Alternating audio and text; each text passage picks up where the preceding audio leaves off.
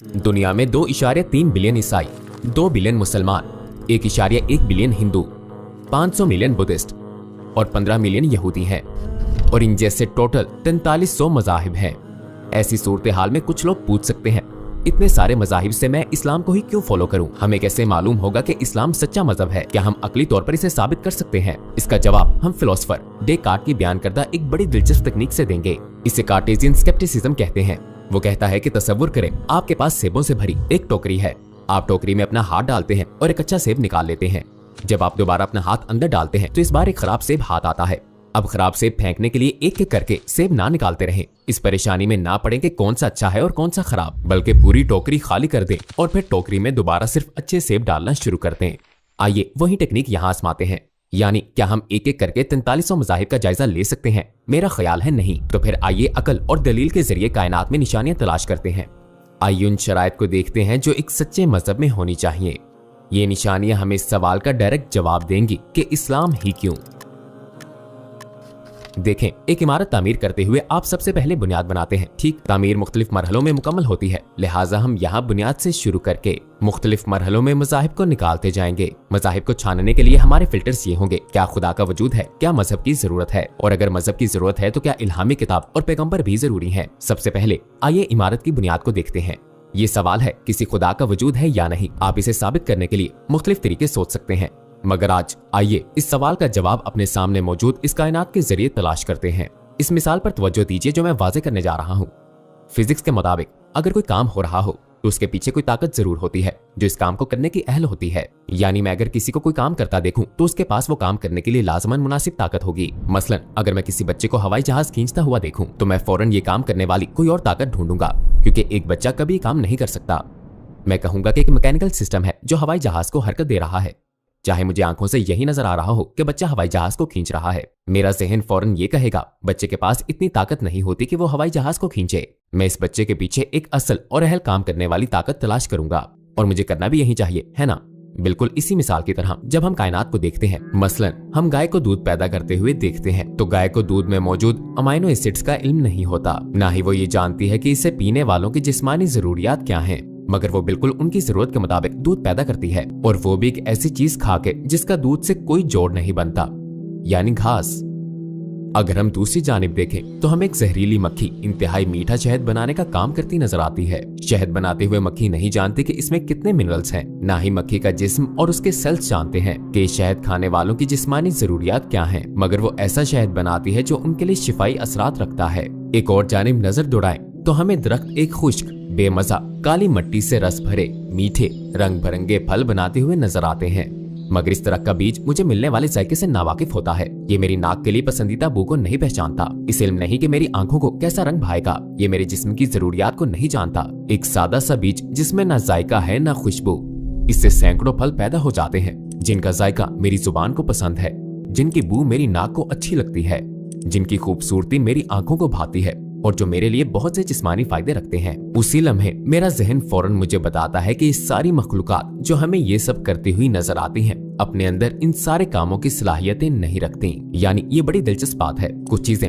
लोगों को वो चीजें दे रही हैं जो खुद उनके पास नहीं है, मगर हकीकत में ये नामुमकिन है। आइए एक और मिसाल से समझते हैं। फर्ज करें मेरे हाथ में एक पर्दा है जिससे मैं आपको नजर नहीं आता। ये पर्दा पेन उठाता है और यहाँ एक नज़म लिखता है, तस्वीरें बनाता है। सब यही कहेंगे कि ये बज़ाहिर इस पेन को कपड़ा हरकत दे रहा है, मगर अक्लमंदाना सोच यही होगी कि इस कपड़े के पीछे, इस जाहिरी सबब के पीछे एक ताकत मौजूद है। बिल्कुल इसी मिसाल की तरह हमारे बयान करदा ये तमाम काम एक खालिक कायनात को जाहिर करते हैं जो पर्दे के पीछे से इन सब को कंट्रोल करता है। अगर हम इन मिसालों को मुकम्मल तौर पर समझ लें तो फिर हम अपने दिल की निगाहों से देख सकते हैं कि कायनात का एक खालिक है जो हमें जानता है, जो पर्दों के पीछे से अमल करता है और हमारी जरूरियात के मुताबिक ये सारे काम अंजाम देता है।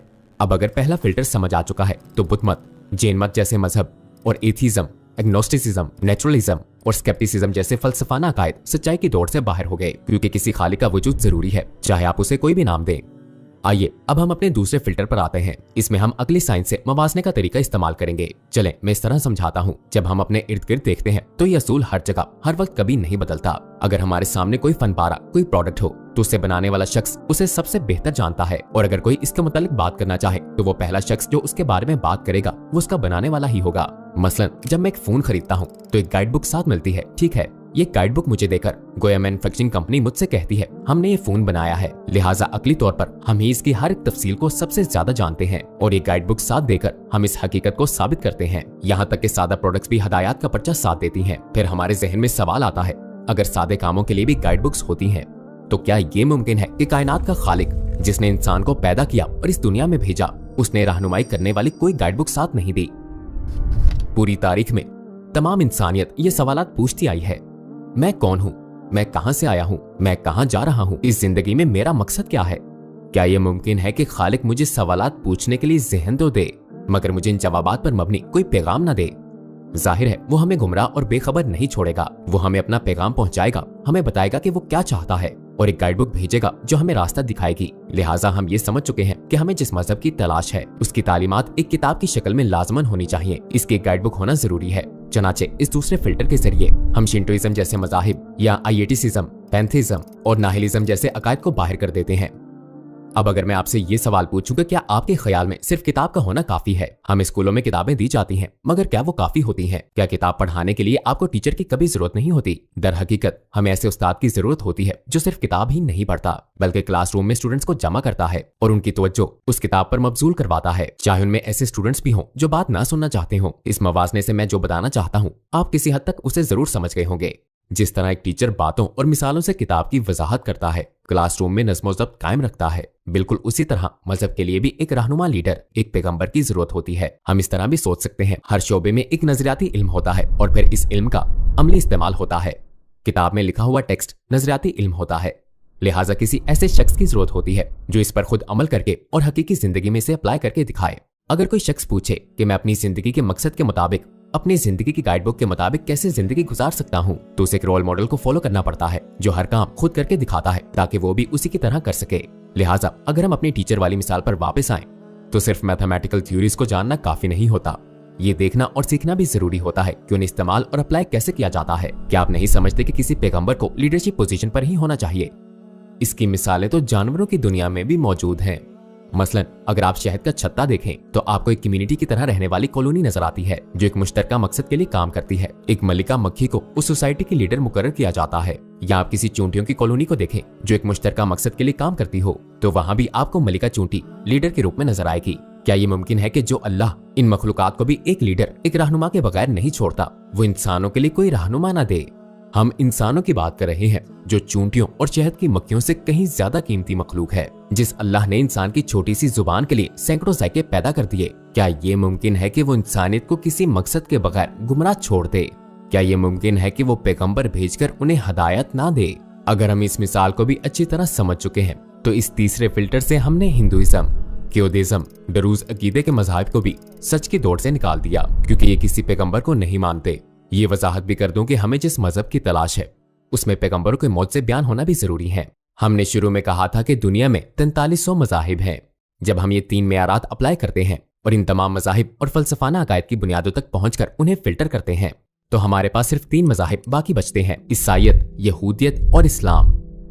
इन तीनों में खालिक कायनात, किताब और पैगंबर का तस्वुर मौजूद है। अब मैं आपकी तवज्जो इस तरफ दिलाना चाहता हूँ, इन तीनों मज़ाहिब के इन तमाम फिल्टर से निकलकर बाकी रह जाना जाहिर करता है कि इनकी बुनियादें सच्चाई पर मबनी हैं। जब हम यहूदियत को देखते हैं तो इसके पीछे हमें मूसा अलैहिस्सलाम बुनियादी शख्सियत नजर आते हैं। ईसाईयत में मरकजी शख्सियत ईसा अलैहिस्सलाम है। अगरचे इन दोनों अजीमुल शान पैगंबरों की तालीमात जो वो हक के साथ लेकर आए थे अब इन दोनों मज़ाहिब में बहुत बदल चुकी हैं। इन दोनों मज़ाहिब की मुश्तरका बात यह है कि ये दोनों हजरत मोहम्मद सल्लल्लाहु अलैहि वसल्लम को एक सच्चा पैगंबर नहीं मानते, मगर इस्लाम कहता है कि पैगंबर मोहम्मद सल्लल्लाहु अलैहि वसल्लम अल्लाह के आखिरी पैगंबर हैं और ये कि ईसा और मूसा अलैहिस्सलाम भी उसके पैगंबर थे। इस बुनियाद पर हम ये नतीजा निकाल सकते हैं कि अगर ये बात साबित हो जाए कि मोहम्मद सल्लल्लाहु अलैहि वसल्लम ही सच्चे पैगंबर हैं, तो इस्लाम वाहिद सच्चे मजहब के तौर पर अपना सबूत पेश कर देगा और मूसा अलैहिस्सलाम और ईसा अलैहिस्सलाम अल्लाह की तरफ से यही मुश्तरका पैगाम पहुंचाने आए थे। जी हाँ, इस मौके पर बहुत से सबूत हमारे जहन में आते हैं। एक अहम तरीन सबूत खुद आप सल्लल्लाहु अलैहि वसल्लम की जिंदगी है। तसव्वुर करें, वो नबूवत से पहले अपनी कौम के दरमियान 40 साल रहे। अपनी नबूवत की जिंदगी के 23 सालों में उनका सामना दोबारा उन्हीं लोगों से था और आप सल्लल्लाहु अलैहि वसल्लम के एक एक अमल को देखा जा रहा था। हम ये देखेंगे कि ऐसा शख्स माज़अल्लाह झूठा हो सकता है या नहीं। अक्लन हम जानते हैं कि वो लोग जो रुतबे और पोजीशन में एक दूसरे से करीब हों तो वो एक दूसरे का भेस बदल सकते हैं, मगर किसी शख्स की पोजीशन दूसरे से जितनी कम होगी उसके लिए उस शख्स का भेस बदलना उतना ही मुश्किल होगा। मसलन इब्ने सीना को ले लें, जिन्हें मगरिब में एविसीना भी कहा जाता है। वो एक मेडिकल जीनियस थे जिनकी किताबें सदियों तक दुनिया भर की यूनिवर्सिटियों में पढ़ाई जाती रही हैं। आपके ख्याल में क्या एक जाहिल आदमी उनका भेस बदल सकता है और खुद को एविसीना जाहिर कर सकता है? अगर वो किसी शहर में जाए और कहे मैं एविसीना हूँ तो कितने लोग उस पर यकीन करेंगे? कुछ अरसे बाद उसके साथ वक्त गुजारने वाले लोग उसके तर्ज अमल और कामों से समझ जाएंगे कि ये झूठा है ना? एक धोखेबाज और गरीब आदमी सुल्तान का भेस नहीं बदल सकता। थोड़े ही वक्त में उसकी हर चीज पुकार पुकार कर कहेगी कि ये एक फ्रॉड है। फर्ज करें कि वो इसका भेस बदल लेता है, मगर वो कितना अरसा लोगों को धोखा देता रहेगा? कुछ अरसे बाद उसका झूठ किसी न किसी तरह सामने आ जाएगा। क्या हम यही अकली मवासना पैगंबर मोहम्मद सल्लल्लाहु अलैहि वसल्लम पर अप्लाई कर सकते हैं? आप सल्लल्लाहु अलैहि वसल्लम का लाया हुआ मजहब उनके बारे में कहता है, मफहूम आप वो शख्सियत हैं जिन्हें अल्लाह ने बेशुमार लोगों में से चुनकर पैगंबर बनाया। अल्लाह अज़्ज़ व जल के आखिरी पैगंबर जिन्हें सारी इंसानियत के लिए भेजा गया है, जो लोगों में सबसे बरतर और सबसे ज्यादा इखलाक वाले हैं। अब यहाँ दो मुमकिनात हो सकते हैं, या तो यही बात सच है या फिर माज़अल्लाह वो झूठे हैं। मगर आपको लाजमन याद रखना चाहिए कि उन्हें झूठा करार देने वाला शख्स उन्हें कोई मामूली झूठा नहीं मान सकता। उसे उन्हें तारीख का सबसे बड़ा झूठा शख्स मानना पड़ेगा, क्योंकि उनका झूठ उनकी इतनी बड़ी पोजीशन पर सादिर हुआ था। आपको उन्हें एक ऐसा शख्स तस्लीम करना पड़ेगा जो खुदा को नहीं मानता, जिसे ये खौफ नहीं कि खुदा उसे सजा दे सकता है, और जो अल्लाह के नाम पर झूठ बोलता है। फर्ज करें अगर वो ऐसा करते भी तो क्या वो 23 साल तक ये झूठ बरकरार रख सकते थे? ऐसे लोग भी होंगे जो ये सोच रखते हो कि पैगंबर सल्लल्लाहु अलैहि वसल्लम का राब्ता चंद ही लोगों से था, मगर ऐसा बिल्कुल नहीं था। अपनी नबूवत की जिंदगी में उनके इर्द गिर्द मौजूद हजारों लोगों ने इनफरादी तौर पर उनके हर एक पहलू को गौर से देखा। हम ये भी जानते हैं कि वो किस हाथ से खाना खाते थे, किस जगह दाखिल होते हुए पहला कौन सा पाँव अंदर रखते थे, किस तरतीब में अपने नाखून तराशते थे। यानी उन लोगों ने इतनी बारीक बीनी से उनका जायजा लिया कि तारीख में किसी और शख्स का इतनी गहराई से मुआयना नहीं किया गया। आपके ख्याल में अगर उन लोगों को उनमें कोई खराबी, कोई नुक्स नजर आता तो क्या वो उनके साथ खड़े रहते और तमाम मुश्किलात बर्दाश्त करते? जाहिर है नहीं, बल्कि उनका मुशाहिदा करने वालों में सिर्फ मोमिन ही नहीं थे, उनकी नबूवत का इनकार करने वालों ने भी उन्हें करीब से देखा था। वो पैगंबर बनने के बाद ही नहीं बल्कि पहले भी उनके दरमियान रहते थे। वो उन्हीं के दरमियान पैदा हुए और पले बड़े थे। वो उन लोगों के लिए अजनबी नहीं थे। वो लोग आप सल्लल्लाहु अलैहि वसल्लम के बारे में सब कुछ जानते थे। वो उन पर इतना भरोसा करते थे कि पैगंबर बनने से पहले उन्हें अल अमीन के नाम से पुकारते थे, जिसका मतलब है ईमानदार। सब इस पर मुत्तफिक थे कि उन्होंने कभी झूठ नहीं बोला और वो आप सल्लल्लाहु अलैहि वसल्लम की आला अखलाकियात से वाकिफ थे। उन्हें आप सल्लल्लाहु अलैहि वसल्लम पर इतना भरोसा था कि वो लोग उनकी नबूवत के बाद दुश्मन बनने के बावजूद अपने कीमती अशिया इमानत के तौर पर आप सल्लल्लाहु अलैहि वसल्लम के पास रखवाते थे। वो लोग नबूवत से पहले या बाद में भी उनमें कोई नुक्स ना ढूंढ सके। वो वाहिद नुक्स जो उन्होंने घड़ लिया था, उन्हें जादूगर साहिर का नाम देने के सिवा और कुछ ना था। जो शख्स झूठ बोल रहा हो